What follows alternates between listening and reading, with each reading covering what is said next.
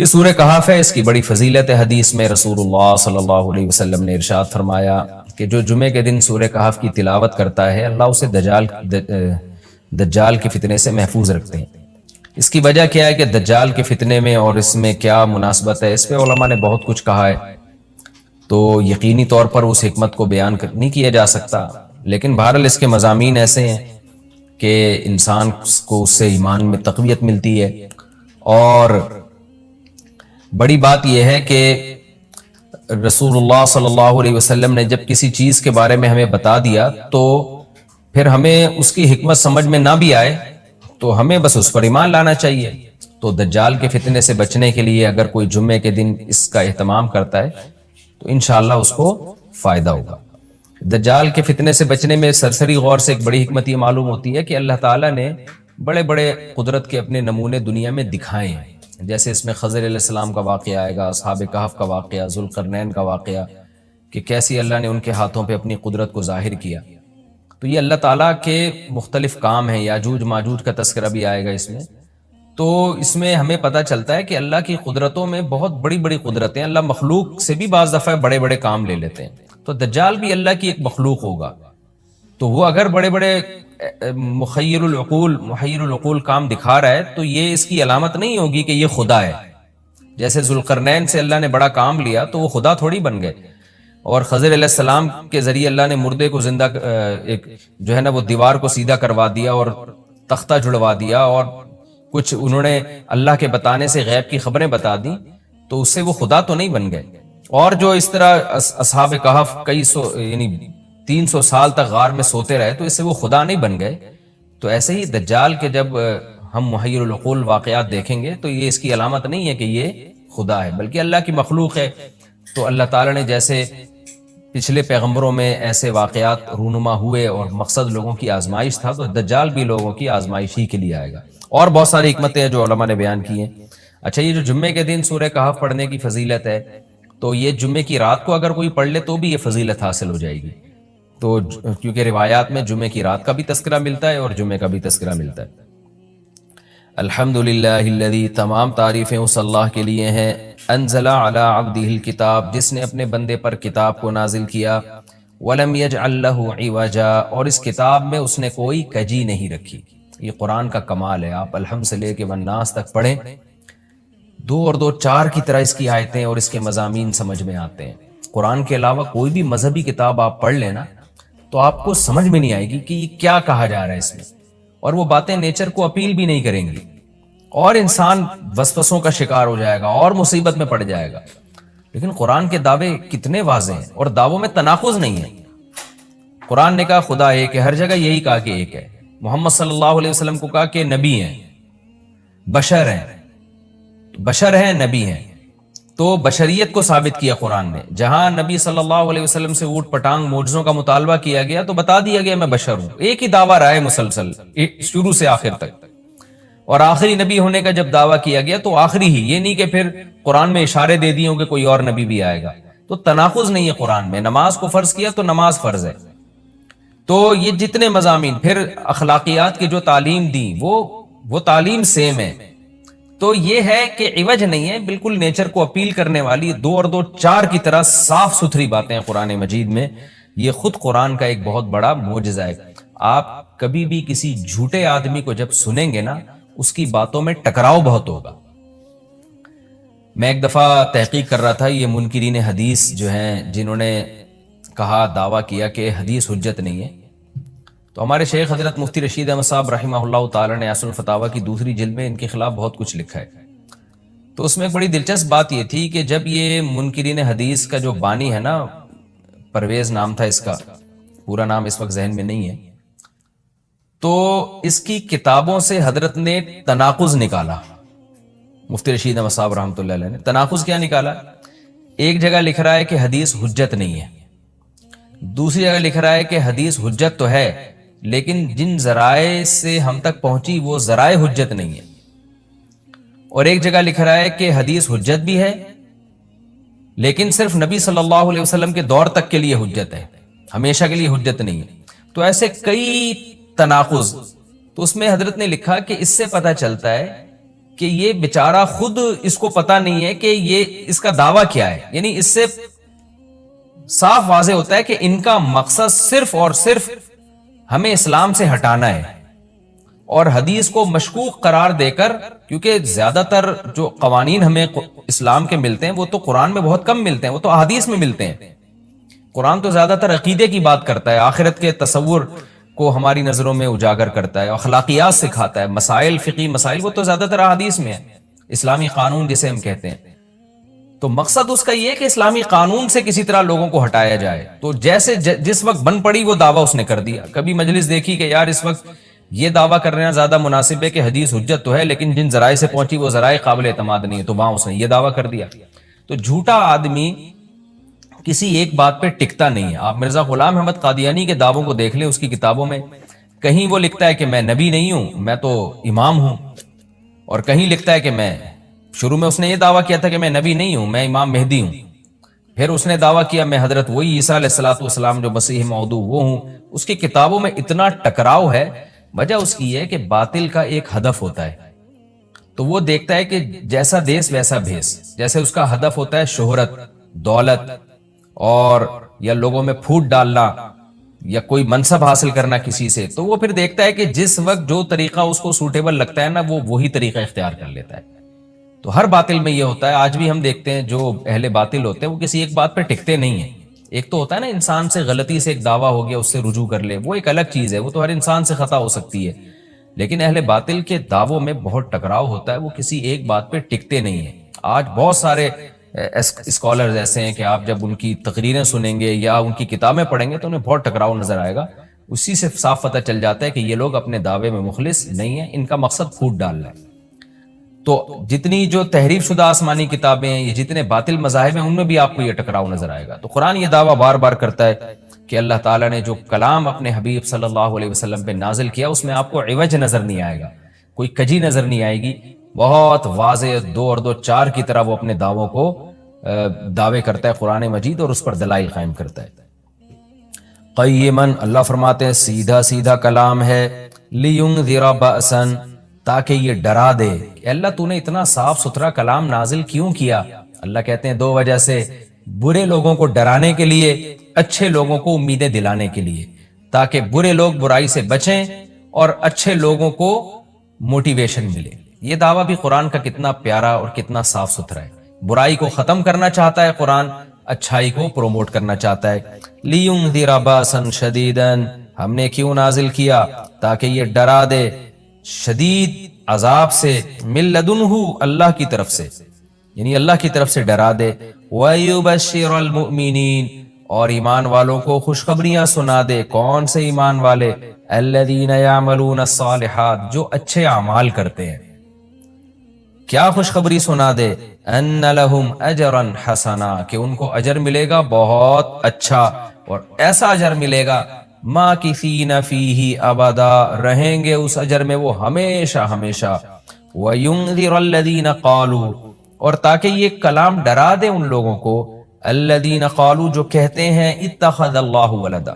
اللہ نے ڈرانے کا ذکر 2 دفعہ کیا، اس لیے کہ ایک تو عام لوگ جو برے ہوتے ہیں ان کو ڈرا دے، اور مشرکین میں خاص طور پر یہ برائی تھی کہ یہود و نصارہ کی باتوں میں آ کے اللہ کے لیے اولاد ٹھہرا لیا کرتے تھے. وہ فرشتوں کو بیٹیاں کہہ دیا، یا عیسائیوں کی باتوں میں آ کے اللہ کے لیے اولاد ٹھہرا دی. تو اس لیے اللہ نے خاص طور پر ان مشرکین اور ان کافروں کا ذکر کیا جو نبی صلی اللہ علیہ وسلم کے دور میں اللہ کے لیے اولاد ٹھہراتے تھے، کہ اللہ ان کو بھی ڈرا دیا جائے. وَيُنذِرَ الَّذِينَ قَالُوا، اور ڈرا دے ان لوگوں کو جو کہتے ہیں اتخذ اللہ ولدا، کہ اللہ نے ٹھہرا لی ہے اولاد. سورہ کہف بھی مکی صورتوں میں سے ہے نا، تو اس میں بھی توحید کا مضمون بہت ہوگا. ما لہم بہ من علم، نہیں ہے ان کے لیے اس دعوے پر کوئی دلیل. ولا لآبائہم، اور نہ ان کے باپ دادا کے پاس کوئی دلیل تھی. یہ اکثر کہتے تھے نا بھائی ٹھیک ہے ہمارے پاس دلیل نہیں ہے لیکن ہم اپنے باپ دادا کو فالو کرتے ہیں. تو اللہ کہتے ہیں تمہارے باپ دادا کے پاس کون سے اس دعوے کی کوئی دلیل تھی؟ اور یہ جملہ ہلکا نہیں ہے. کبرت کلمۃ، بہت بڑا ہے یہ کلمے کے اعتبار سے. ایسا کلمہ جو ان کی منہ سے نکلتا ہے، منہ سے نکلنے والا کلمہ، یہ بہت بڑا کلمہ ہے، بہت بھاری ہے زمین اور آسمان پر، کہ اللہ کے لیے اولاد ٹھہرا دی. ان یقولون الا کذبا، نہیں بولتے یہ لوگ مگر نرا جھوٹ بولتے ہیں. یہ فَلَعَلَّكَ بَاخِعٌ نَفْسَكَ عَلَىٰ آثَارِهِمْ۔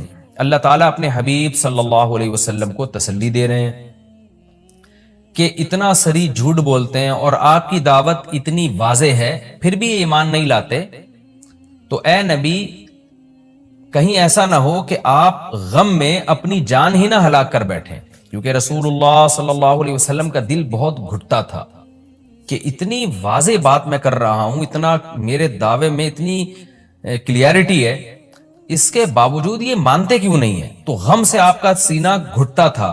تو اللہ نے آپ کو بتایا کہ یہ آپ کی حالت یہ ہو گئی ہے شاید کہ آپ اپنی جان ہی ہلاک کر بیٹھیں۔ دیکھیں اللہ کا شاید یہ ہماری زبان میں اللہ ہم سے بات کرتے ہیں نا، ورنہ اللہ کے لیے تو شاید نہیں، اللہ کے لیے جو چیز ہوتی ہے یقینی ہوتی ہے۔ تو یہاں شاید کا مطلب کیا ہوگا کہ کوئی بھی دیکھنے والا آپ کی کنڈیشن کو دیکھے نا اس وقت، تو وہ کہے گا کہ آپ کی موت نہ واقع ہو جائے، اتنا غم ہے آپ کو۔ تو مقصد ہے غم کی شدت کو بیان کرنا۔ تو اللہ فرماتے ہیں شاید کہ آپ اپنی جان ہی ہلاک کر بیٹھے ان کے پیچھے، یعنی ان کے غم میں۔ اگر یہ لوگ اس قرآن پر ایمان نہ لے کر آئے، اسفا، افسوس اور غم میں آپ کی جان ہی کہیں آپ ہلاک نہ کر بیٹھیں۔ پھر آگے اللہ بتا رہے ہیں کہ یہ ایمان کیوں نہیں لے کر آتے۔ آپ غم نہ کریں، آپ کی دعوت میں کوئی کمی نہیں، آپ کے دلائل میں کوئی کمی نہیں، ایمان نہ لانے کی وجہ ہم بتاتے ہیں کیا ہے۔ کچھ لوگ لائیں گے، کچھ نہیں لے کر آئیں گے، وجہ کیا ہے وہ ہم بتا رہے ہیں اگلی آیت میں، اِنَّا جَعَلْنَا مَا عَلَى الْأَرْضِ، ہم نے بنایا ہے ہر اس چیز کو جو زمین کے اوپر ہے، زینت اللہ، زمین کے لیے، یعنی زمین والوں کے لیے زینت، اٹریکٹیو بنایا ہم نے۔ زمین اجڑی ہوئی ہوتی، کسی کا دل ہی نہ لگتا زمین میں، تو سارے آخرت ہی کی فکر میں لگ جاتے، لیکن زمین میں اٹریکشن ایسی پیدا کر دی ہے کہ یہ اللہ سے غافل کرتی ہے، حق سے دور کرتی ہے۔ ہر آدمی اس زمین کی زینت کو حاصل کرنے کی کوشش کرتا ہے۔ زینت وہ چیز ما یتزین، جو مزین ہوتی ہے اور جس کی طرف انسان کی اٹریکشن ہوتی ہے، چاہے حقیقت میں وہ اٹریکشن کے قابل ہو یا نہ ہو۔ جیسے گندگی کا ڈھیر ہے، اٹریکشن نہیں ہوتی، لیکن آپ نے اس کے اوپر ایک خوبصورت ململ کا کپڑا ڈال کے خوشبو چھڑک دی تو اب وہ دیکھنے میں بھلی لگنے لگے گی۔ تو جو چیز دیکھنے میں بھلی لگتی ہے اس کو مزین کہا جاتا ہے، چاہے حقیقت میں ہو یا نہ ہو۔ تو اللہ نے کہا کہ ہم حقیقت میں زمین اچھی ہے یا نہیں ہے یہ لوگ اس کو نہیں دیکھتے، بس اٹریکٹیو ہے اس کو دیکھتے ہیں کہ اس کا یہ اٹریکٹ کرتی ہے اپنی طرف۔ حقیقت میں دیکھا جائے تو مسافر خانہ ہے نا، کتنی بھی مل جائے تو ختم ہونے والی ہے، تو فنا ہونے والی چیزوں سے کون دل بہلاتا ہے؟ لیکن اللہ بتا رہے کہ ہم نے چونکہ اس کو مزین کر دیا ہے، تو اس مزین ہونے کا نتیجہ یہ ہے کہ کچھ لوگ اس میں پڑھ کے اللہ کو بھول جاتے ہیں اور کچھ اس کی حقیقت کو دیکھ کر اللہ کو یاد رکھتے ہیں۔ تو آزمائش جبھی ممکن ہے جب اس زمین کو اٹریکٹیو بنایا جائے۔ آگے اس لیے اللہ نے فرمایا کہ ہم نے بنایا ہے جو کچھ اس زمین کے اوپر ہے، زینت اللہ، زمین کے لیے مزین۔ کیوں بنایا ہے؟ لِنَبْلُوَهُمْ، تاکہ ہم لوگوں کو آزمائیں، ایہم احسن عملا، کہ ان میں عمل کے لحاظ سے زیادہ اچھا کون ہے۔ اگر زمین کو مزین نہ بنایا جاتا تو سارے عمل کے لحاظ سے بہت اچھے ہو جاتے، کیونکہ قربانی نہ دینی پڑتی۔ اب اس مزین زمین کی بہت سی چیزوں کو چھوڑنا پڑتا ہے، نماز کے وقت دکان چھوڑنی پڑتی ہے، اور صدقات و خیرات کے وقت مال کی قربانی دینی پڑتی ہے، اور جو شریعت کے جتنے بھی احکام ہیں تو جاہ کی قربانی دینی پڑتی ہے، منصب کی قربانی دینی پڑتی ہے۔ تو اللہ کہتے ہیں ہم نے چونکہ مزین بنا دیا تاکہ ہم لوگوں کو آزمائیں۔ تو ظاہر ہے جب آزمائش ہوتی ہے تو اے نبی کچھ لوگ کامیاب ہوتے ہیں اور کچھ لوگ ناکام ہوتے ہیں۔ تو آپ چاہتے ہیں کہ ساری دنیا ایمان لے آئے، سارے نیک بن جائیں، یہ آپ کی چاہت پوری نہیں ہو سکتی، کیونکہ امتحان میں 100% لوگ کامیاب عام طور پر نہیں ہوا کرتے۔ وَإِنَّا لَجَاعِلُونَ مَا عَلَيْهَا صَعِيدًا جُرُزًا، اور یاد رکھو جو کچھ زمین کے اوپر ہے ہم اس کو بنانے والے چٹیل میدان۔ یعنی اللہ نے جب یہ کہا نا کہ زمین کے اوپر کی چیزوں کو ہم نے مزین کر دیا، تو آگے نافرمانوں کو ایک دھمکی بھی دے دی ہے کہ تم جو اس میں پڑھ کر ایمان سے اور نیک عمل سے غافل ہو رہے ہو کہ بھئی اتنی اٹریکشن ہے، تو اس کا ایک دوسرا پہلو بھی ہے۔ وہ پہلو کیا ہے؟ چٹیل میدان بن جائے گی، سب تباہ و برباد ہو جائے گا۔ یعنی ایگزامینیشن ہال میں جب جو نعمتیں آپ کو دی جاتی ہیں وہ ہمیشہ کے لیے تھوڑی دی جاتی ہیں، وہ تو اس وقت تک کے لیے دی جاتی ہیں جب تک امتحان چل رہا ہے، اس کے بعد وہ لے لی جاتی ہیں واپس۔ تو اسی طرح اللہ اس زمین کو ختم کر دیں گے، اور تب پوری ترقی، جو انسان کی جتنی بھی ترقی ہے زمین میں اور کائنات میں، ساری زمین بوس ہو کے ختم ہو جائے گی، اور اللہ تعالیٰ جس مقصد کے لیے انسان کو پیدا کیا گیا اس مقصد کے بارے میں انسان سے سوال کریں گے۔ ام حسبت ان اصحاب الکہف والرقیم، قرآن نے یہ کچھ تمہید بیان کی کہ یہ دنیا آزمائش کے لیے اور سب کچھ ختم ہو جائے گا جو قرآن کا اصل مقصود ہے۔ اب قرآن ایک واقعے کی طرف آتا ہے۔ مشرکین مکہ یہود و نصارہ سے بہت سی چیزیں سنا کرتے تھے، اور یہود آ کے ان کو چپکے چپکے گائیڈ کرتے تھے کہ جس نے نبوت کا دعویٰ کیا ہے نا، تم ان سے یہ سوال پوچھو، تم ان سے یہ سوال پوچھو۔ پھر یہود دیکھتے تھے کہ ہماری تورات کے مطابق جواب ملتا ہے کہ نہیں ملتا، تو ان کا یعنی خیال یہ تھا کہ محمد صلی اللہ علیہ وسلم جواب نہیں دے پائیں گے تو ہم بتائیں گے دیکھو ہماری تورات میں تو یہ لکھا ہے، اگر یہ اللہ کے نبی ہیں تو یہ تو ہر آسمانی کتاب یہ واقعہ بیان کرتی ہے، تو قرآن کیوں بیان نہیں کر رہا؟ تو یہودیوں نے آ کے مشرکین مکہ سے کہا، مشرکین مکہ نے نبی صلی اللہ علیہ وسلم سے سوال پوچھا۔ ان میں 3 سوال تھے، ایک روح سے متعلق جس کا سورہ بنی اسرائیل میں جواب دے دیا گیا، ایک حضرت ذوالقرنین سے متعلق کہ وہ کون سا بادشاہ تھا جس نے پوری دنیا پہ حکومت کی ہے، ان کا تذکرہ اللہ نے قرآن میں بیان کیا، اور ایک اصحاب کہف کے بارے میں۔ تو اب قرآن ان کے واقعے کو بیان کر رہا ہے۔ ام حسبت ان اصحاب الکہف والرقیم کانوا من آیاتنا عجبا، اے نبی آپ یہ سمجھتے ہیں کہ اصحاب کہف اور جبل والے پہاڑ والے لوگ، غار اور پہاڑ والے لوگ کیا ہماری نشانیوں میں سے بڑی عجیب نشانی تھے؟ کیا آپ یہ سمجھتے ہیں؟ یعنی یا تو اس کا جواب یہ کہ واقعی یہ نشانی تھے، یا یہ کہ یہ اتنی بڑی نشانی نہیں تھے جتنی بڑی اس کائنات کو بنا دینا بڑی نشانی ہے۔ اذ اول فتیتو، اللہ نے اس واقعے کو بیان کیا، اس وقت کو یاد کرو جب چند نوجوانوں نے ٹھکانہ پکڑا الی الکہف، ایک بڑے غار کی طرف، فقالو، پھر کہنے لگے۔ اب دیکھیں قرآن جب واقعہ بیان کرتا ہے نا تو سوال تو مشرکین نے اصحاب کہف کا پوچھا تھا، بتا دیا جاتا بھئی ایک زمانے میں اصحاب کہف تھے جو مشرک بادشاہ تھا، جس کے ظلم سے تنگ آ کے وہ علاقہ چھوڑ کے چلے گئے اور 300 سال غار میں رہے، اور پھر 300 سال کے بعد واپس آئے اور لوگوں نے پھر بڑی عقیدت کی، محبت کی، بس اتنا کافی تھا۔ لیکن قرآن واقعہ اس انداز سے بیان کرتا ہے کہ اس میں اسباق ملنا شروع ہو جائیں، ہمیں اس میں اسباق ملنا شروع ہو جائیں۔ اب دیکھیں شروع کیسے کیا جا رہا ہے، کیا تم یہ سمجھتے ہو کہ اصحاب کہف کا واقعہ کوئی عجیب واقعہ ہے؟ یعنی اللہ کے لیے تو کوئی عجیب نہیں ہے، یعنی انسانوں پر گویا اللہ تعجب کر رہے ہیں کہ اس واقعے کو تم عجیب سمجھ رہے ہو، اور اس سے بڑے عجیب عجیب کام جو ہم نے کر دیے، پانی کے قطرے سے انسان کو بنا دیا اور اتنا بڑا نظام بنا دیا ہم نے کائنات کا، اس کو عجیب نہیں سمجھ رہے۔ تو یہ انسان کی بھی عقل ہے نا کہ ایک واقعہ عجیب و غریب ہو جائے تو اس پہ حیران ہو رہا ہوتا ہے، اور وہ پوری کائنات بن گئی اور انسان کا پانی سے وجود میں آ جانا، چونکہ یہ ہم اس کے عادی ہو چکے ہیں یہ منظر دیکھنے کے، تو یہ ہمارے نظر میں عجیب نہیں رہا، ورنہ حقیقت میں تو اس سے زیادہ عجیب کام اللہ کر چکا ہے۔ تو ایک تو سبق اللہ نے ہمیں یہ بتایا اس واقعے میں کہ یہ واقعہ اتنا عجیب نہیں جتنا اللہ کے دوسرے کام زیادہ عجیب ہیں۔ تو قرآن واقعہ بیان کرتا ہے اس انداز سے تاکہ ہمیں اس سے اسباق ملے۔ اذ اول فتیۃ الی الکہف، نوجوانوں نے غار میں پناہ لی، فقالوا ربنا، اور کیا کہنے لگے، اے ہمارے رب، آتنا من لدنک رحمہ، تو دے ہمیں اپنی طرف سے رحمت، اور ہیئ لنا من امرنا رشدا، ہمارے معاملے میں کوئی رشد کا انتظام کر دے، یعنی درستگی کا انتظام کر دے۔ اس میں کیا سبق ملتا ہے کہ جو مشرک بادشاہ تھا، کافر بادشاہ تھا، چند نوجوان اسلام لے کر آئے، اللہ کے برحق دین کو قبول کیا، ان کو یہ یقین تھا کہ ہم اس علاقے میں رہ کر اپنے دین اور مذہب پہ قائم نہیں رہ سکتے، لہذا انہوں نے ارادہ کیا ہم ہجرت کرتے ہیں۔ تو اب ہجرت کر کے جائیں کہاں؟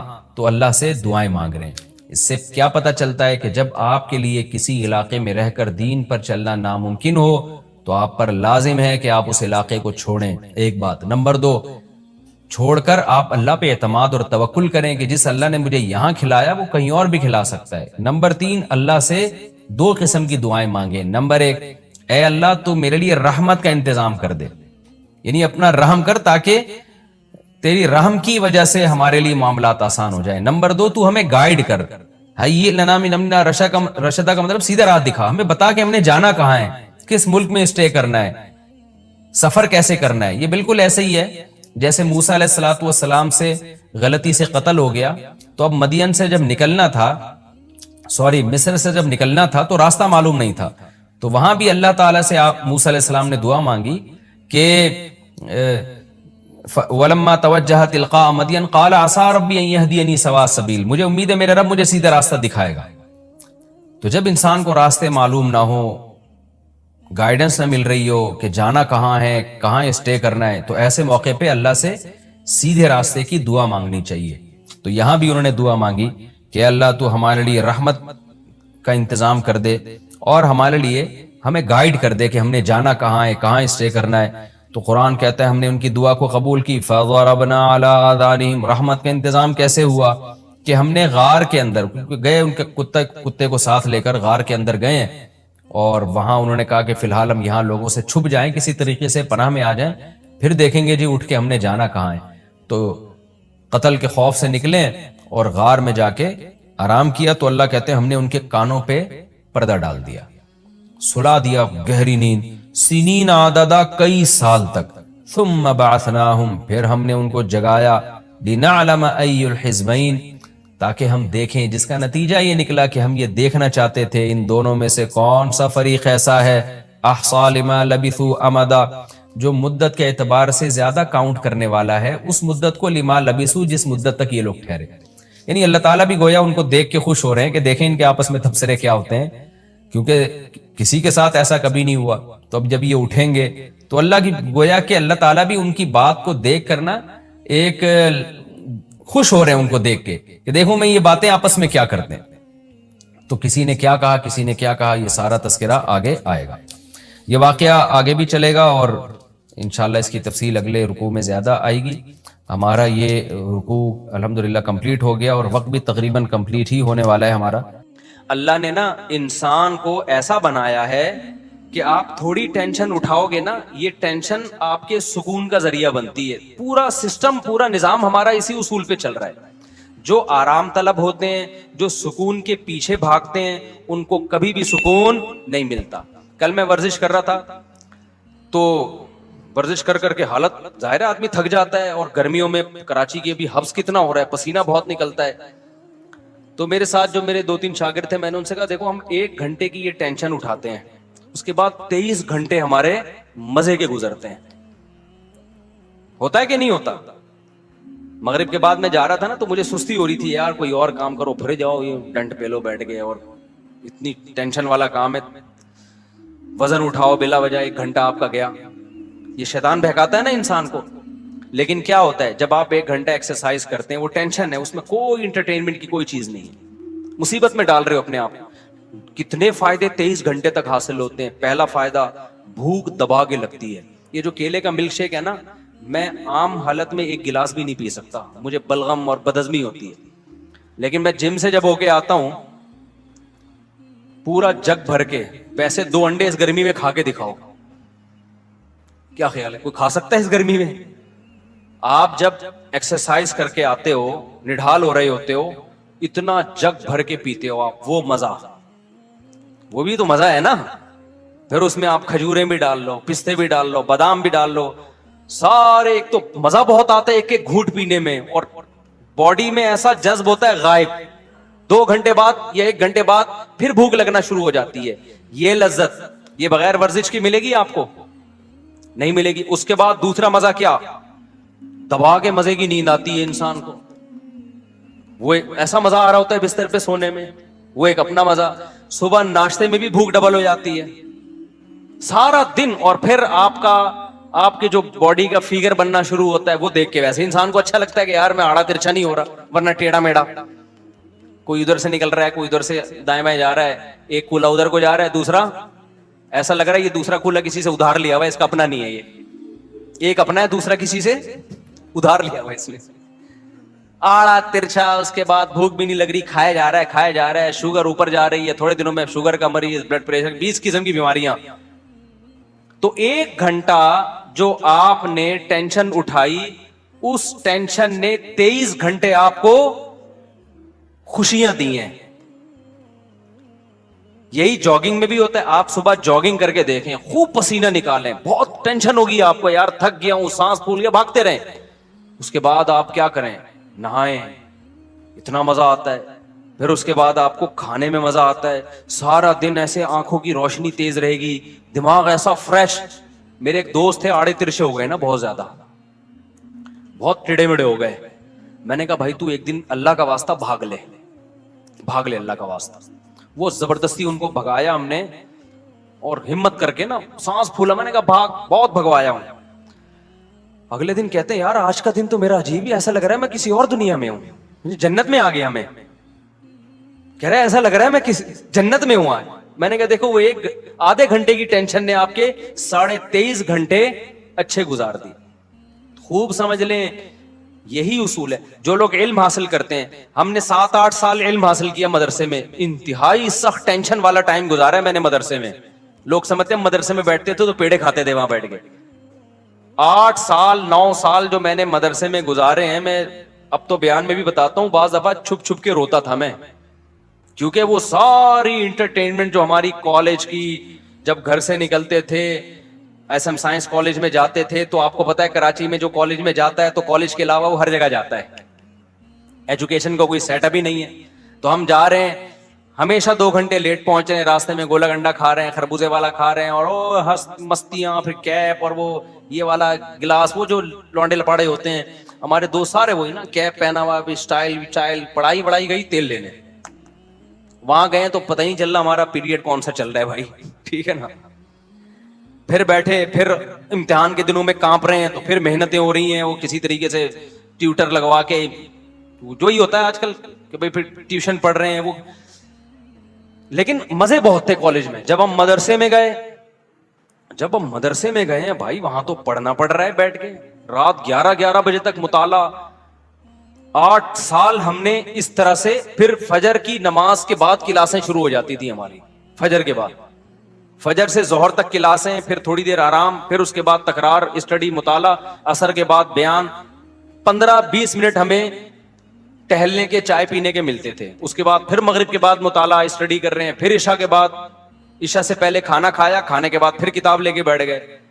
7-8 سال کنٹینیو یہ کنڈیشن, آپ سوچو کیا حال ہوا ہوگا. لیکن اس 7-8 سال نے میں فارغ ہوا ہوں 99 میں مدرسے سے, وہ 93 میں گیا تھا, 99 میں فارغ ہوا. وہ جو 7-8 سال تھے, اس ٹینشن نے اگلے 23 سال سے ٹینشن فری بنایا ہے ہم کو. نہیں یہ بات میرا خیال ہے سمجھ میں, یعنی اس نے جو ہمیں آگے کی جو زندگی تھی وہ کیا ہو گئی.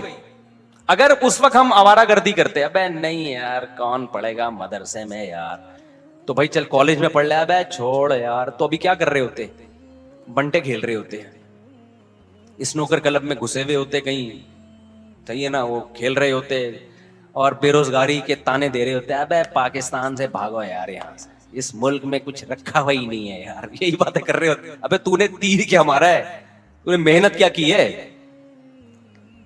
4 شادیاں تو دور کی بات, ابھی ایک کو ترس رہے ہوتے.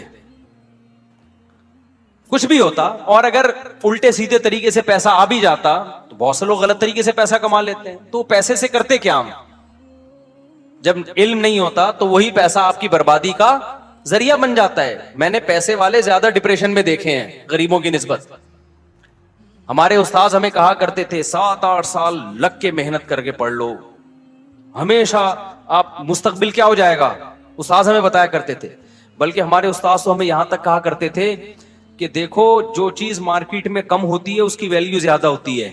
مدارس کے طلبہ میں آج کل محنت کا جذبہ کم ہو گیا, تم اگر محنت سے پڑھو گے تو تمہاری ویلیو بہت زیادہ ہو جائے گی. یا تو سبھی پڑھ رہے ہوتے ہیں نا بہت محنت سے, تو پھر تمہاری کوئی حیثیت نہیں تھی, تمہاری محنت ضائع جاتی. انہوں نے کہا پڑھنے والے بہت کم ہیں. اس طرح سے ہمیں اساتذہ موٹیویٹ کرتے تھے.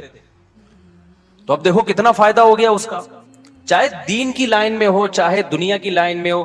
دنیا کے ایک اصول ہے کہ جو اپنے آج کو کل کے لیے قربان کرتا ہے, تھوڑی قربانی دے گا, اس کا آؤٹ پٹ بہت زیادہ ہوگا. انہی دنوں میں ہمیں یاد ہے ہمارے استاذ ایک واقعہ بتایا کرتے تھے ہمیں موٹیویشن کے لیے. کہتے تھے دیکھو جو لوگ قرآن کی تلاوت کرتے ہیں کتنا اٹک اٹک کے پڑھتے ہیں, تلاوت کی اکثر توفیق بھی نہیں ملتی, روزانہ پلان کرتے ہیں آج ہم نے آدھا پارا پڑھنا ہے, آج 1 پارا پڑھنا ہے, پھر پڑھا نہیں جا رہا ہوتا, ابا مر جاتے ہیں ان کے ثواب کے لیے نہیں پڑھا جا رہا ہوتا قرآن ان سے. حافظ کیا کرتا ہے 3-4 سال محنت کر کے رٹا لگا کے یاد کر لیتا ہے. یہ 3-4 سال کی محنت ہے, پھل پوری زندگی اٹھاتا ہے حافظ. تراویح میں قرآن پڑھا بھی رہا ہے, سن بھی رہا ہے, جب چاہے مزے سے روانی میں سے. ایک آدمی 1 گھنٹے میں 1 پارا ختم کرتا ہے, حافظ 20-25 منٹ میں 1 پارا آرام سے ختم کر لے. 2-3 سال کی محنت ہوئی, پھل کیسے مل رہا ہے؟ زندگی بھر کا. میں نے بھی اسی طرح قرآن حفظ کیا, بیٹھا رہتا تھا, میرے والد صاحب آ کے دیکھتے ہیں بھائی اتنی محنت کر رہا ہے, مجھے پتا تھا یار یہ تھوڑے دن کی محنت ہے, پھل کیا ہے. اب آپ دیکھو نا بیان میں کیسے میں قرآن کی آیتیں پڑھ رہا ہوتا ہوں, اگر میں حفظ نہ کرتا تو کیا میرے بیان میں جان پیدا ہوتی؟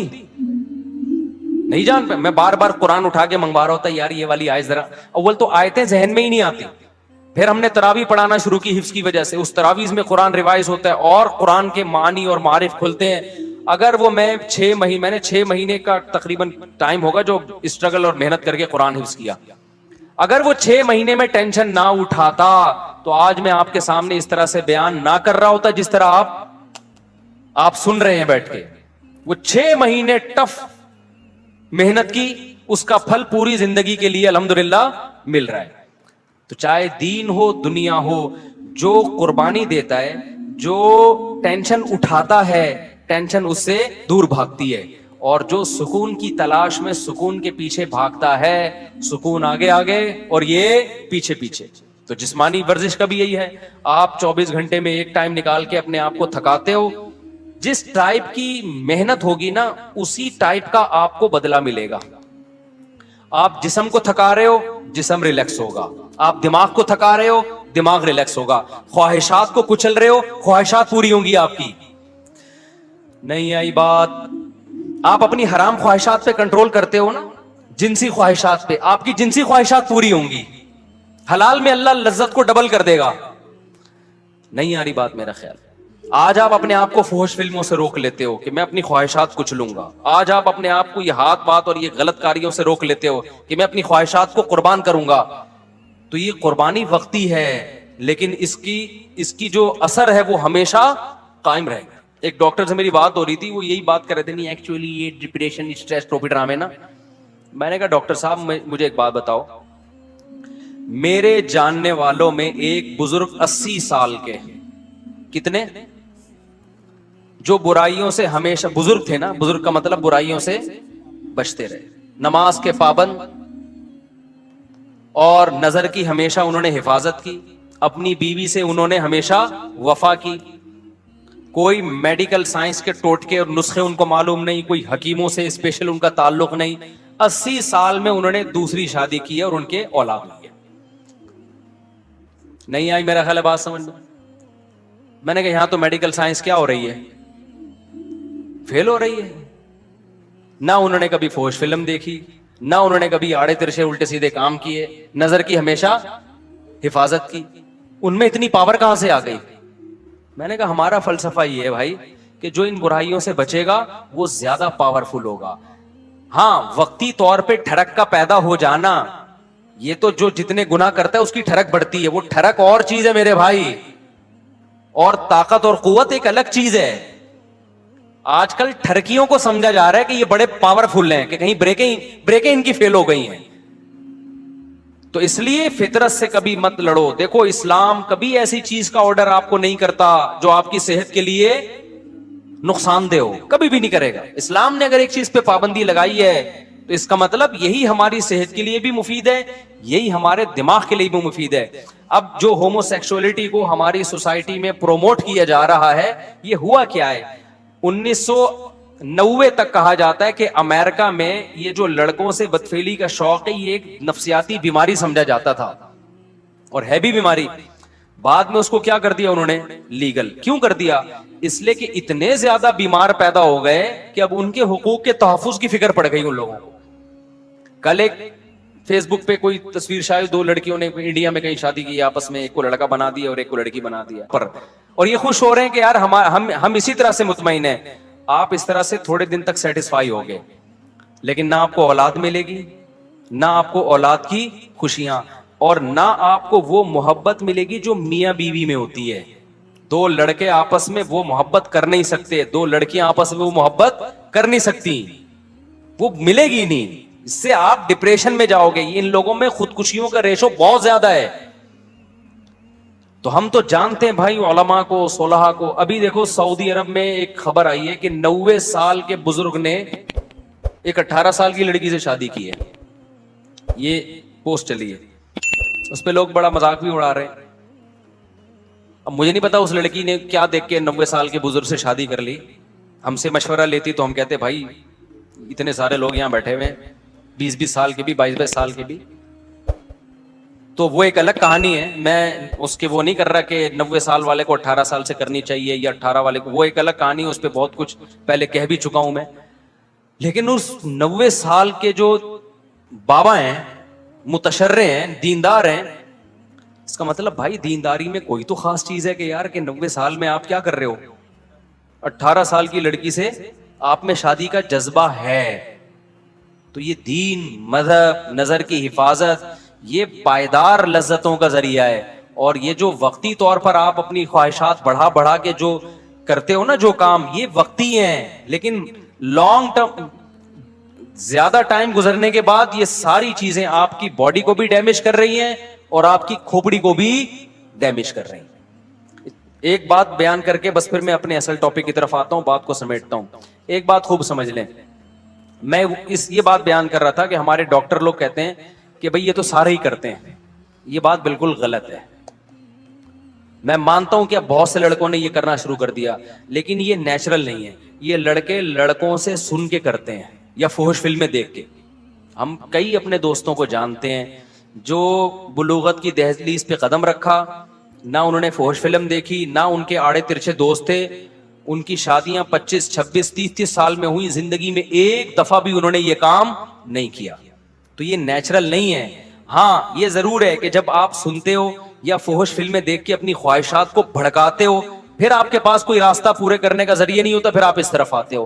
پھر جب ایک دفعہ آ گئے, پھر 2 دفعہ, پھر 3 دفعہ, پھر لت پڑ جاتی ہے. پھر آپ بجائے اس کے کہ آپ اس کو کہو کہ یہ نیچرل نہیں ہے, بلکہ آپ اس پہ نیچر کا لیبل لگاتے ہو. یہ کیا ہے بھائی, یہ تو نیچرل ہے. میں ایک مثال دیتا ہوں آپ کو. دیکھو حضرت عثمان ابن مظعون رضی اللہ تعالی عنہ ایک صحابی تھے, ان سے حدیث مروی ہے, صحیح حدیث ہے. وہ فرماتے ہیں ہم جب سفر پہ جاتے ہیں نا تو اپنی بیویوں سے ہم دور ہو جاتے, تو ہمیں بہت زیادہ شہوت کا غلبہ ہوتا ہمارے اوپر. تو ہم نے رسول اللہ صلی اللہ علیہ وسلم سے اجازت مانگی کہ گناہ کا خطرہ ہے ہمیں, کہیں زنا میں نہ پڑ جائیں, آپ ہمیں اجازت دیں کہ ہم اپنے آپ کو نامرد بنا لیں, کوئی آپریشن کر کے یا کوئی دوا کھا کے, تاکہ ہم برائی سے بچیں. تو نبی صلی اللہ علیہ وسلم نے فرمایا نہ, یہ کام کرنے کی تمہیں اجازت, نامرد بننے کی اجازت. کیوں؟ فرمایا تزوج الودود الولود, تم نکاح کی طرف جاؤ, مجبور ہو کے نکاح کرو تاکہ تمہاری اولاد ہو. اللہ نے اتنی شدید خواہش اس لیے رکھی ہے تاکہ تم مجبور ہو کر کس کی طرف جاؤ, نہ چاہتے ہوئے بھی نکاح کرو تم. آپ مجھے بتاؤ ان کے لیے کتنی ٹینشن تھی, وہ اپنے آپ کو خسی کرنا چاہ رہے تھے, شدید ٹینشن میں ہوں گے نا. لیکن نہ ان کا خیال آیا کہ بھائی میں ہینڈ پریکٹس کے ذریعے اپنے آپ کو ڈسچارج کر لیتا ہوں اور اپنی ٹینشن کو میں ختم کر لیتا ہوں. نہ پیغمبر نے ان کو کوئی مشورہ دیا. کیوں؟ عرب اس چیز سے واقف نہیں تھے, یہ تھا ہی نہیں. تبھی ہمیں, میں جب اس کے خلاف بات کرتا ہوں نا, ہینڈ پریکٹس کے خلاف, تو بعض لوگ کہتے ہیں اس کے ناجائز ہونے کی کوئی دلیل نہیں ہے, کوئی حدیث نہیں ہے.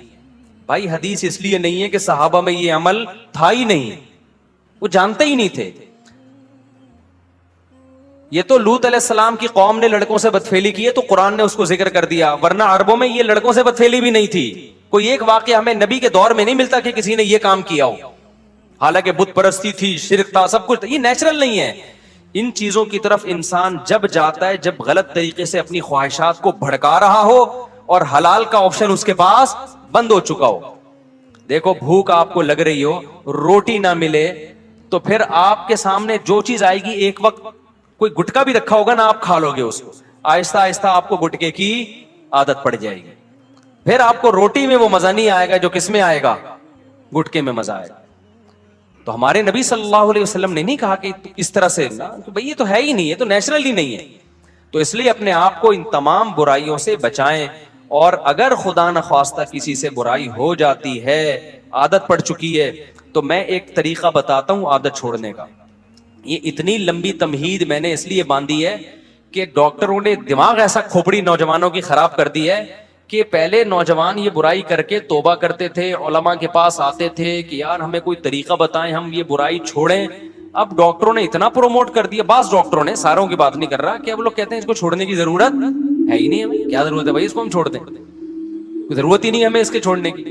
तो पहले ये समझे कि ये नुकसानदेह है।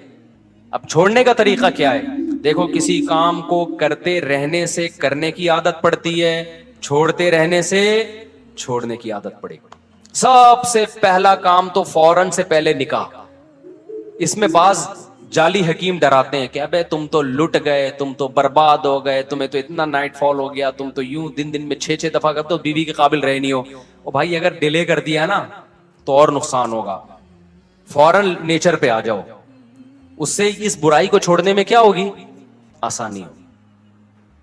आहिस्ता आहिस्ता आहिस्ता जब छोड़े रखोगे ना, आहिस्ता आहिस्ता आहिस्ता आहिस्ता नेचर, आप अपनी नेचर पे चलना शुरू हो जाओगे।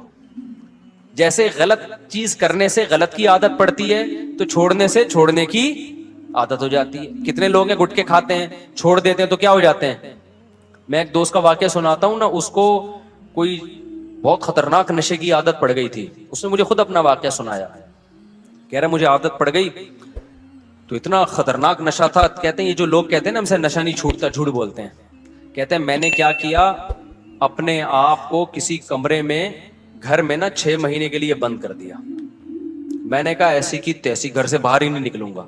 हत्ता कि जुम्मा भी नहीं पढ़ने जाता था। कह रहे मुझे पता था जुम्मा पढ़ने गया ना, वही पुराने दोस्त जो नशा करते हैं वो मिल जाएंगे, फिर मुझे नशे का शौक हो जाएगा। 6 महीने कह रहे मैंने घर के अंदर टेंशन में गुजारे, किसी काम के लिए घर से बाहर नहीं निकला। 6 महीने के बाद वो खतरनाक नशा छूट गया। कह रहे मैं बहुत डिप्रेशन में आता, सिर्फ पागलों की तरह मेरी कैफियत हो जाती। मैंने कहा मर जाऊंगा, नहीं खाऊंगा। आहिस्ता आहिस्ता बॉडी को से वो नशे के असरात क्या हो गए, खत्म। अब माशाल्लाह फिटफाट है, आप उसके चेहरे की रौनक देखो, आप हैरान हो जाओगे। तो इसी तरह याद रखो, जो काम, ये जो गलत तरीके से ये जो फौज फिल्में देखते हैं लोग, या अपने आप को अपने हाथ से अपनी ख्वाहिशात पूरी करते हैं, ये भी असल में एक जिस्मानी बीमारी है, दिमागी बीमारी है। इसको भी कैसे छोड़ा जाएगा कि ये काम करना छोड़ दो। एकदम नहीं छूटता, आहिस्ता आहिस्ता छोड़ो। मैं आपको एक नुस्खा बताता हूं। हमेशा एक काम किया करो कि जब भी आपसे ये गुनाह हो ना, अपने आप को सजा लाजमी दो। समझ रहे हो? किसी को हाथ से ख्वाहिश पूरी करने की आदत हो गई है, किसी को फौज फिल्में देखने की आदत हो गई। गुनाह करके अपने आप को ऐसे ना छोड़ो बेलगाम। आपने क्या करना है, जब आपसे गुनाह हुआ, आपने कोई जुर्माना रख लो अपने ऊपर, या नफली रोजा रख लो कि मैं 2 रोजे रखूंगा, 1 रोजा रखूंगा। वो हर आदमी की आदत कितनी है और वो कितनी सजा अफोर्ड कर सकता है, उसकी हर एक की इसमें अलग कंडीशन है। मैं बार बार वाकया सुनाता हूं। हमारे एक दोस्त को सिगरेट की आदत पड़ गई कनाडा में। उन्होंने क्या किया, मैंने उनसे कहा भाई जब भी सिगरेट पियो ना, आपने, उस वक्त 10,000 की बड़ी वैल्यू थी पाकिस्तानी, 7-8 साल पुराना वाकया हो गई। मैंने कहा 10,000 रुपए जो डॉलर के हिसाब से पाकिस्तानी 10,000 बनते हैं, वो आपने सदका करने हैं। लेकिन मैंने कहा ये सदका छोड़ना नहीं है आपने। 10,000 उनके लिए बहुत बड़ी रकम नहीं थी। वो चाह रहे थे कि मैं ज्यादा दूं। मैंने कहा नहीं, ज्यादा नहीं, ज्यादा में ये होगा कि आप दोगे नहीं, थोड़ी रकम हो। वो क्या करते, जब सिगरेट पीते 10,000, जब सिगरेट पीते 10,000। मुझे उन्होंने कहा मेरी तो आदत छूट नहीं रही। मैंने कहा ये 10,000 देते रहो आप। इससे ये होगा कि गुनाह करते रहने से ना गुनाह की क्वांटिटी बढ़ती है, कम से कम बढ़ेगी नहीं। जितनी पी रहे हो ना उतनी रहेगी। अभी इसको यहां ब्रेक लगा लो बस, ये भी बहुत है। अबे जो गुनाह करते हैं दिन में 10 दफा, 4 दफा, 6 दफा, तो आपका क्या ख्याल है, यही होता ही है कि जो हाथ से ख्वाहिश पूरी करते हैं फिर फिल्मों की तरफ भी वही जाते हैं, फिर फिल्में देख देख के लड़कियों से दोस्ती की तरफ जाएंगे, फिर दोस्तियों की वजह से आगे जिना की तरफ जाएंगे। मैंने कहा ये जो आपने अपने आप को सजा देना शुरू कर दी है, इसका पहला फायदा ये होगा कि ये गुनाह यहीं तक रहेगा, आप इससे आगे ये सिगरेट तक ही रहेगा, चर्च की तरफ नहीं जाओगे आप। अबे क्या हो गया आप लोग की समझ, चर्च, आप में से कोई चर्च वर्च तो नहीं पीते ना भाई। ये तमाम गुनाहों के बारे में पहला नकद फायदा क्या हो गया, बढ़ेगा नहीं गुनाह। वरना ये जो हाथ से ख्वाहिश पूरी करते हैं ना, ये यहां तक नहीं रहते, ये इससे अगले स्टेप की तरफ जाते हैं इंसान। ये जो गोरा पहुंच गया ना, वसीम से शादी और गफ्फार से शादी हो रही है गोरों के यहाँ, ये इसलिए कि जिना कर करके थक चुके हैं। रोजाना नई नाइट क्लब में लड़की, अब ये थक चुके हैं, भी कह रहे हैं कुछ और चाहिए, तो अब कुछ और के चक्कर में पता नहीं क्या क्या कर रहे हैं, ये तो मिंबर पे बताया ही नहीं जा सकता। इंसान ख्वाहिशात का गुलाम है, ख्वाहिशात पूरी करना शुरू कर दे, उसकी ब्रेकें फेल, वो कहते हैं और कुछ कुछ नया चाहिए, कुछ नया चाहिए, अजाब में आ जाता है। हल उसका ये है कि आपको लज्जत चाहिए ना, आपको खाने की लज्जत चाहिए, आप 2 टाइम नागा कर लो, खाना खाना छोड़ दो, आप तीसरे टाइम पे आपको दाल में वो लज्जत महसूस होगी। हम रोजा रखते हैं, इफ्तारी में मजा आता है कि नहीं आता? लेकिन गोरे ने जो फलसफा दिया है ना कि नहीं अब कुछ और खाओ, अब कुछ और, अब कुछ और, अब कुछ और, तो भाई उसकी तो कोई हद ही नहीं है। ख्वाहिश पूरी करना चाहते हो तो ख्वाहिशात को कुर्बान करना पड़ेगा। आप चाहते हो मुझे खाने में मजा आए तो खाना छोड़ दो एक टाइम। अबे नहीं आ रहा ना, क्या हो गया? देखो जिस दिन रात आप चाहते हो मुझे खाने में खूब मजा आए तो उस दिन दोपहर के खाने का नागा कर दो। ये नहीं हो रहा आज के शहवत परस्त इंसान से, समझते हो? अब आपने क्या करना है, अपने ऊपर जुर्माना लगाना है आप, या रोजा रखने का या पैसों की सूरत में। उसका पहला, मैंने उनका कहा कि 10,000 रुपए सदका करना नहीं छोड़ना। वो मुझे बताते मैंने सिगरेट पी 10,000, मैंने सिगरेट पी 10,000। जाहिर एक हद होती है ना। उसके बाद सिगरेट पीने से पहले ख्याल आया अबे 10,000 की रहने दे, बचा ले 10,000। तो दिन में जो 20 पीते थे वो 20 से आहिस्ता आहिस्ता कितनी हो गई? 10। लेकिन शैतान मुसलसल लगा रहता है। शैतान कहते हैं तेरा सदका करने का कोई फायदा नहीं हो रहा, तो ये समझ लो ये शैतान आपको वरगला रहा है, फायदा हो रहा है, फौरन आपको नजर नहीं आ रहा। होते होते 10 से 5 पे, 5 से 1 पे, और उसके बाद छूट गई वो। तो ये छूटेगा गुनाह बशर्ते कि आप अपने आप को सजा दें, क्योंकि पहले कम होगा। पहले तो ये होगा कि मजीद आगे की तरफ नहीं जाएंगे, उसके बाद हो सकता है साल लग जाए, 1.5 साल लग जाए, फिर और कम होगा। होते होते होते आहिस्ता आहिस्ता ये खत्म हो जाएगा। समझ में आ रही है कि नहीं आ रही? तो अपने आप को अगर नफ्स और शैतान के हवाले कर दिया ना आपने, क्या भाई बस हमसे नहीं छूटता। क्योंकि जो लड़के ये बुराई करते हैं फौज फिल्मों की, और ये वो कहते हैं यार ये हमसे नहीं होता। कई लोग आए हैं मेरे पास, कह रहे हम तौबा कर लेते हैं, बहुत ज्यादा 1 हफ्ता बचते हैं, उसके बाद फिर हम पे ख्वाहिश जो है ना भूत सवार हो जाता है, फिर हम बुराई में पड़ जाते हैं। तो भाई आप अपने आप को सजा दो, बुराई में पड़ जाओ, फिर सजा दो, फिर पड़ जाओ, फिर सजा दो, आहिस्ता आहिस्ता क्या होगा, और हलाल की तरफ भी जाओ, तो आहिस्ता आहिस्ता इंशाअल्लाह ये बुराई क्या हो जाएगी, खत्म हो जाएगी। और अल्लाह ताला आपको हलाल में वो लद्दत अता फरमाएंगे जो एक शख्स को हराम में मुयस्सर नहीं है। वो कैफियत हो जाएगी जो गाड़ी लेके भाग रहा था, ठीक है ना, वो कैफियत हो जाएगी। भाग रहा था गाड़ी लेके, पता नहीं कितने लोग बीच में मार दिए होंगे उसने अपनी बीवी से मोहब्बत के चक्कर में। तो आज औरतों का एक मोटिवेशन स्पीकर है, उनका एक बयान मैंने सुना। वो कह रहे थे कि जब मर्द घर में आता है तो आजकल बीवी मर्द के लिए तैयार ही नहीं होती, एक्चुअली गलत है ये। तो मुझे ख्याल हुआ कि यार इनको सोसाइटी का पता नहीं, आजकल उल्टा मामला है। ये पहले जमाने में हुआ करता था कि मर्द जब घर में आता था, बेगम तैयार नहीं होती थी, उसके लिए पसीने वाले कपड़ों में बैठी होती, मर्द को गुस्सा आता। आज क्या हो रहा है, बेगम चाहती है कि मर्द की तवज्जो मिले, मर्द को वो अच्छी नहीं लगती। मेरे पास कितने केसेस आए हैं भाई खवातीन के। इस्लामाबाद में था, एक खातून आई, कह रही मेरा मियाँ मुझे देखता ही नहीं है, मुझ में दिलचस्पी नहीं है उसको। आजकल ये मसले हो गए हैं। वजह क्या है, वो इंटरनेट पर फिल्मों में इधर उधर इतने डिजाइन मुख्तलिफ किस्म के देख रहा है कि उसको अपनी घर की मुर्गी दाल बराबर लग रही है। तो इससे आप समझ रहे हो आपकी बीवी का नुकसान हो रहा है। ना ना ना ना मेरे भाई, पहले किसका नुकसान हो रहा है, आपका नुकसान हो रहा है। क्योंकि ये जो मजे हैं ना बाहर के, ये थोड़े दिनों में वैसे ही खत्म होने वाले हैं। इंसान की बॉडी एक हद तक लज्जतों को की आदत होती है उसको, उसके बाद उसको उसमें लज्जत आना खत्म हो जाती है। उसके बाद थोड़ी उसको घर भी गया और बाहर भी गया। और वैसे भी एक खातून तो बहुत शिकायत करती थी, मेरा मियाँ इधर उधर औरतों में मुंह मारता है, मैं क्या करूं। उसके बच्चे भी थे, मैंने कहा गुजारा करो। कह रही इतने, मैंने कहा थोड़े दिन में बुढ़ा हो जाएगा, उसके बाद इन औरतों ने इसको वैसे ही लिफ्ट नहीं करानी।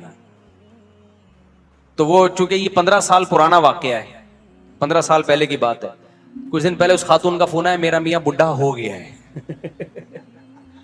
अब वो लड़कियों के पीछे भाग रहा है, लड़कियां उसको लिफ्ट नहीं करा रही, और उसके भी जज्बात ठंडे हो गए। मैंने क्या कहा था 15 साल घर, क्योंकि घर टूटने में बड़े नुकसान होते हैं बाज दफा। तो इसलिए मेरे भाई नजर की हिफाजत करो, फौज फिल्मों से अपने आप को बचाओ। 80 साल में इंशाअल्लाह आप क्या करोगे, एक और शादी कर रहे होगे। اور پھر میڈیا پہ آپ کا مذاق اڑایا جا رہا ہوگا. 90 سال 80 سال کا ہو کے 18 سال کی لڑکی سے شادی کر رہا ہے. وہ مذاق بنتا ہے نہیں بنتا میں اس پہ تبصرہ نہیں کروں گا, لیکن بہت سے لوگ آپ سے آ کے پوچھ رہے ہوں گے یار ہانڈی میں ڈالتے کیا ہو, کھاتے کیا ہو. وہ میں نے واقعہ سنایا تھا نا ایک طائف کے قاضی کا. ہمارے استاذ طائف میں تھے, سعودی عرب میں طائف نہیں ہے, وہاں کے ایک بوڑھے جج تھے. تو ججوں کا بڑا تجربہ ہوتا ہے, نئے نئے کیس آتے ہیں. تو ہمارے استاذ نے ان سے پوچھا کہ حضرت آپ کے پاس اتنے عرصے سے آپ کورٹ میں فیصلے کر رہے ہو, کوئی بڑا یونیک قسم کا کیس آیا ہو آپ کے پاس؟ تو جج صاحب نے کہا کہ میرے پاس ایک بڑا یونیک کیس آیا. 4 عورتیں آئیں میرے پاس, 4 جوان عورتیں. انہوں نے اپنے شوہر کے خلاف کیس کیا کہ وہ اس نے ہمیں ٹینشن دی ہوئی ہے مسلسل. سمجھ رہے ہیں ٹینشن سے مطلب یہ کہ سکون ہی نہیں ہے اس کو. اب میں ظاہر ہے زیادہ اتنی ڈیٹیل میں جاؤں گا نا, تو ٹینشن دی ہوئی ہے. تو اس کو کہو کہ بھائی تھوڑا سا ناغہ کرے وہ ہمارے پاس آنے میں. تو جج صاحب کہتے ہیں ہمارے استاذ کو بتانے لگے کہ میں نے سوچا کہ بلاتے ہیں کوئی ہوگا, کوئی بہت ہی کوئی ایتھلیٹ ہوگا, کوئی بڑا ہی پہلوان ہوگا.